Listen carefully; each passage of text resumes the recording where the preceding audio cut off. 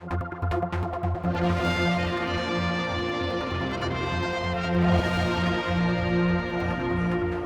we're at the airport with Citywing and David Buck, the MD of the company.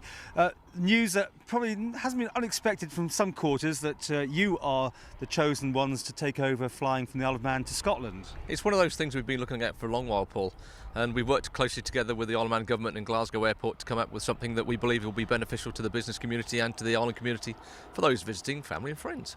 But you're only running 19 seats, aren't you? I mean, is that where the market is now? We think that's the right aircraft because it obviously didn't work for Logan Air on the slightly larger aeroplane, and what we can do using the smaller aircraft is actually add additional frequency.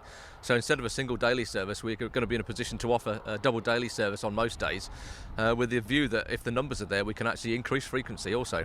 So you've looked at the numbers.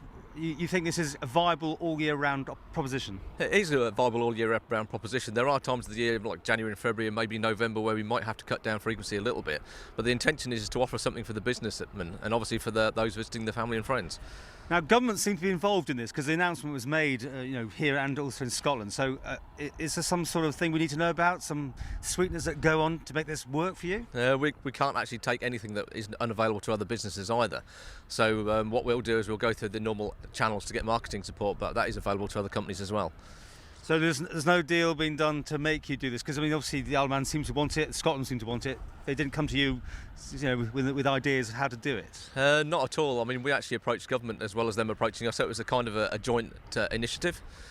I've got to ask you then, as Flybe also appear to be pulling out of other routes, are you now rubbing your hands with glee that you've got the market to yourselves now? It's one of those things that, if I'm honest, yes, it's good for Citywing, but I don't necessarily see it as good for the island. I think certain routes do need a larger aeroplane, and that isn't something that Citywing have at the moment. It doesn't stop us expanding upwards sort of as time progresses, but there's certain things. I mean, if you look at, say, for example, Manchester, then Manchester just needs a larger aeroplane, and therefore that wouldn't be suitable for us.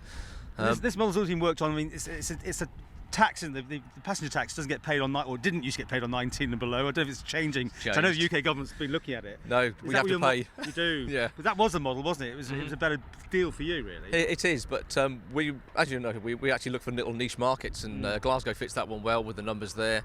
There are other ones that may be available, I guess, in the future, but again, we'd have to look to see whether that suited our business model and whether that was something we wish to do. But you threw your energies into Oxford. I mean, I was on the flight and we had a look round and you did all that sort of thing, and that didn't take off. Now, with the, again, contraction of Flybe, do you think those sort of things might come back on the runway again? It doesn't stop us looking at them, but what actually happened was the APD came on Oxford. So when we had to pay extra £13 per passenger, again, that isn't something you can pass on because nobody wants to pay an extra £13. Yeah. So the future, is it going to be this size aircraft for the Isle of Man in general? My personal view is that from our business model, it works better with small aircraft with frequency as opposed to upscaling. There is additional cost to adding larger aircraft and obviously additional business risk.